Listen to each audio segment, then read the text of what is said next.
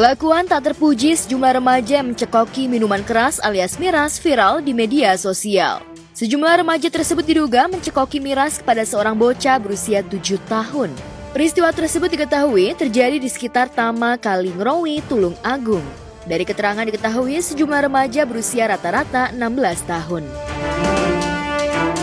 Dolanamu kayak ngono kok sumpah demi Allah. Bocahe lemune dikongkon saman berselang. Cak cilik enggak iso ngapusi.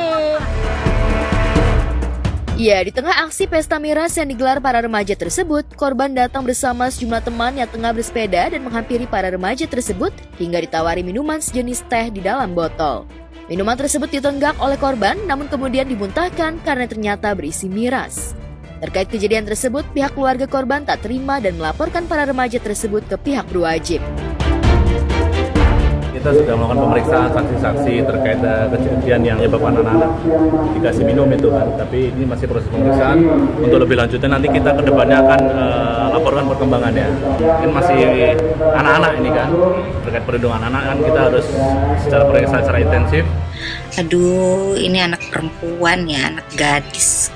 Gedenya mau jadi apa? Coba kecil-kecil udah minum miras dan ngejejelin sama anak kecil. Coba ya untuk kamu anak-anak kecil ini ya, mendingan kamu belajar yang benar, terapkan pendidikan kamu lebih baik lagi.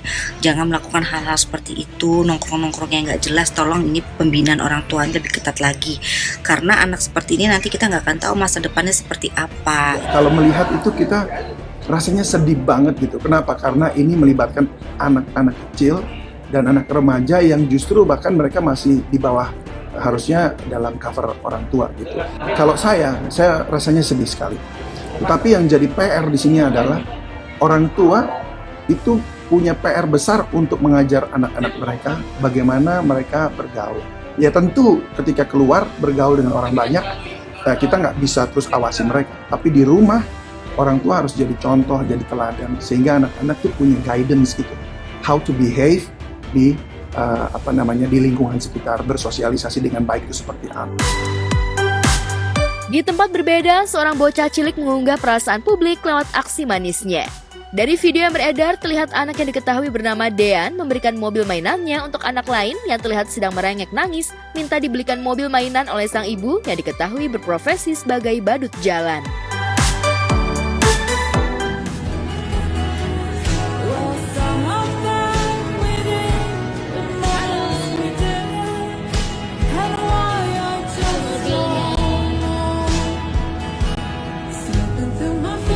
Jangan nangis lagi ya.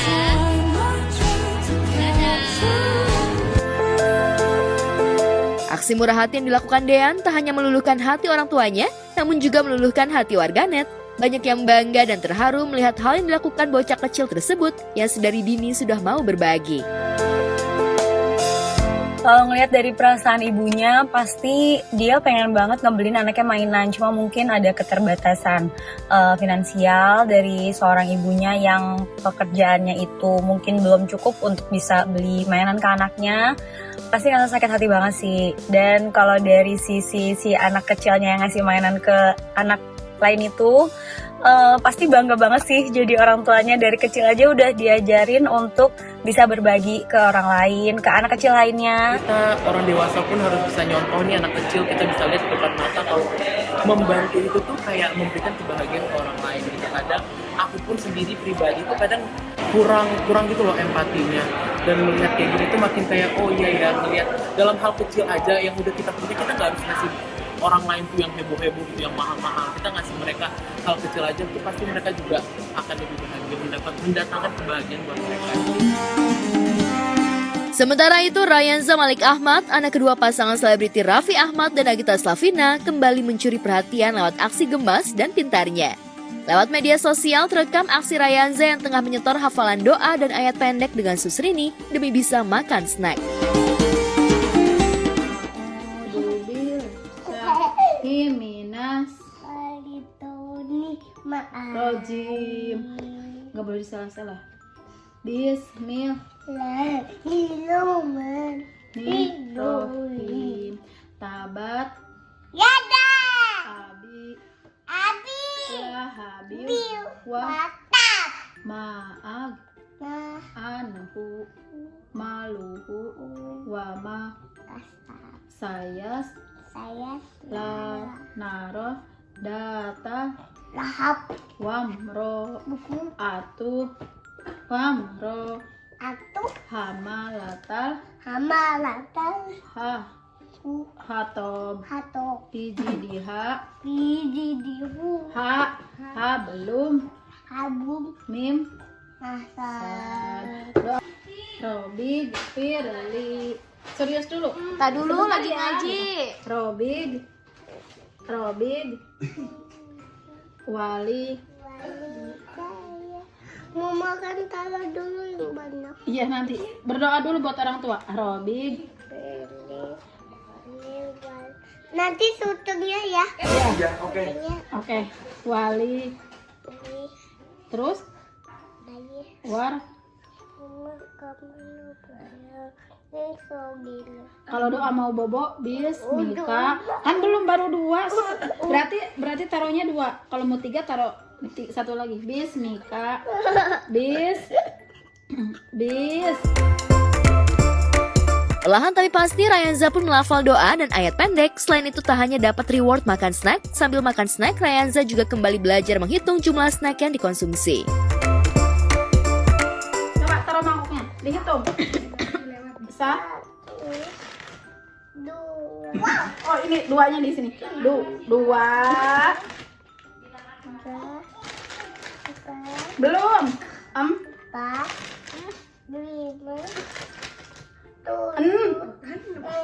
6-nya jangan dilewat, sedih loh. Habis 6 berapa?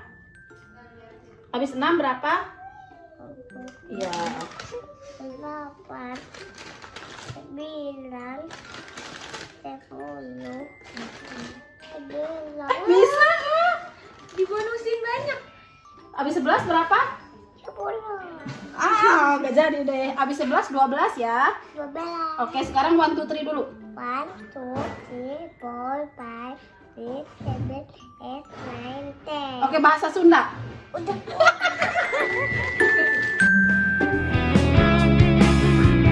Jika demi bisa makan snack, Rayanza harus setoran hafalan doa dan ayat pendek ke Susrini. Di lain kesempatan, tertangkap kamera aksi gemes Rayanza saat izin ke Mama Gigi ingin minta makan ice cream. Mama boleh es krim nggak ada? Nggak kedengeran ke sana. Samperin. Malala. Malala temenin. Sendiri ya tuh kan Sendiri boleh masa. aku. Ayo, Mama. Coba.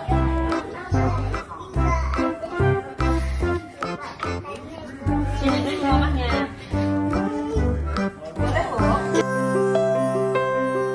Di lain kesempatan, Rayanza malah bikin Mama Gigi baper ketika ditanya soal siapa teman yang paling cantik di sekolah. Alih-alih menjawab nama teman, namun rupanya di mata Rayanza, perempuan paling cantik adalah Mama Gigi. Sontak Mama Gigi pun langsung baper dengan jawaban Rayanza. Itu namanya temannya aja di sekolah siapa namanya? Namanya siapa dek? Bude siapa? Ada siapa? Namanya? Oh namanya si Esther ya? Ada yang namanya Lili nggak? Adanya Luna. Yang cantik siapa?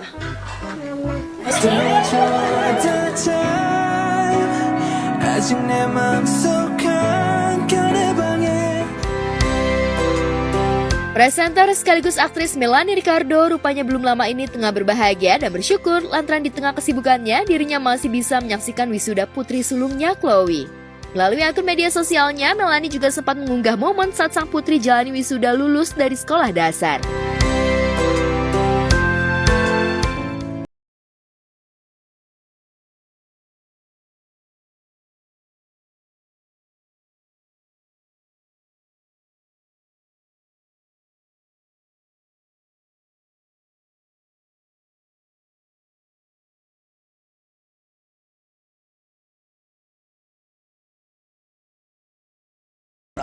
Ada banyak yang kadang-kadang wah Chloe udah gede ya karena ngikutin dari zaman Chloe itu dari lahir gitu ya. Dulu belum ada podcast, belum ada vlog, jadi kita apapun juga itu diabadikan lewat ya mengundang teman-teman infotainment gitu. Ya puji Tuhan sekarang dia sudah besar, artinya tanggung jawab kita semakin besar lagi sama anak yang ABG. Ya, Melanie bersyukur putrinya saat ini tumbuh menjadi remaja yang baik. Namun meski begitu, tak dipungkiri Melanie punya sedikit kekhawatiran di masa tumbuh kembang Chloe yang sudah memasuki masa ABG. Namun Melanie memasrahkan semuanya kepada Tuhan. Lantas apa bekal yang diberikan Melanie untuk putrinya? Adakah batasan dalam pergaulan yang diberikan Melanie untuk Chloe? Yang pasti sih tangan kita rasanya ingin tetap memeluk mereka ya, tapi kan kita nggak bisa, hanya doa kita yang bisa menjaga anak-anak kita kemanapun dimanapun, ya kita hanya bisa menyerahkan mereka sama Tuhan. Makanya dari sekarang mereka diperlengkapi dengan keimanan supaya kemanapun mereka pergi, mau sekolah tinggi, mereka tetap ibaratnya mengingat value-value baik yang orang tuanya selalu tinggalkan semasa mereka dari kecil.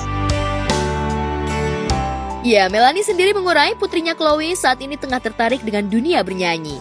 Melihat keseriusan sang putri di dunia tarik suara, Melanie pun berencana memasukkan Chloe ke tempat kursus bernyanyi. Lantas melihat peluang dan bakat yang dimiliki sang putri, apakah Melanie juga akan memberi jalan Chloe untuk terjun ke dunia hiburan seperti dirinya? Sekarang interested untuk jadi penyanyi. Kalau dulu kan awal-awal pengen jadi model apa gitu. Jadi sekarang Chloe mulai seneng nyanyi, terus aku rencana pengen masukin dia untuk lebih serius kayak ngambil les gitu untuk tarik suara. Jadi senang nyanyi, terus di beberapa acara gitu dia berani nyanyi tampil sendiri. Secara suara sebenarnya udah mulai oke, tapi masih harus dibentuk, masih harus dirapiin gitu. Jadi aku bilang sama Chloe kalau pengen jadi penyanyi, ntar mami masukin les, belajar teknik vokal yang benar gitu.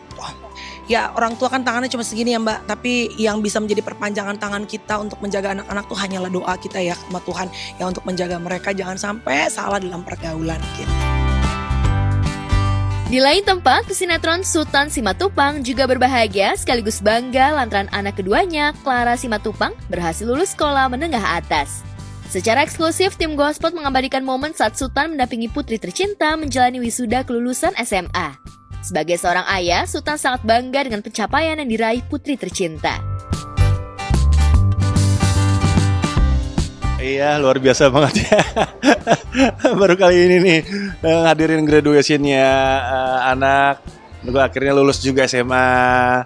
Pokoknya ya kalau misalnya hitungannya kalau misalnya udah ada untuk kerja-kerja sih dasar-dasarnya udah ada. Nanti habis ini lanjut lagi ke S1, S2, S3 biar jadi apa nanti? Jadi artis, model. Gak perlu nggak usah tinggi-tinggi sampai S3 kalau artis doang model mah. Gua kesini nggak sama istri karena yang kecil pulangnya cepet. Tadi jam 10, kita udah di sini jam 7 pagi kan. Jam 7 pagi jadinya udah bertiga aja dulu deh gitu. Ya, diakui Sultan meski dirinya sibuk bekerja, namun ia tak pernah melupakan dirinya harus tetap balance berbagi waktu dengan keluarga terutama untuk anak-anak, termasuk mengarahkan dan mendukung rencana putrinya untuk melanjutkan ke jenjang universitas. Clara sendiri usai lulus SMA berencana mengambil kuliah jurusan kedokteran atau kriminologi dan akan mengikuti ujian tertulis berbasis kompetensi dalam waktu dekat. Dia sebenarnya pengen banget jadi model, pengen jadi artis juga, cuman ya abis ini dia pengen coba untuk coba tes UI kemarin apa mau tes apa? UTBK. UTBK ambil apa?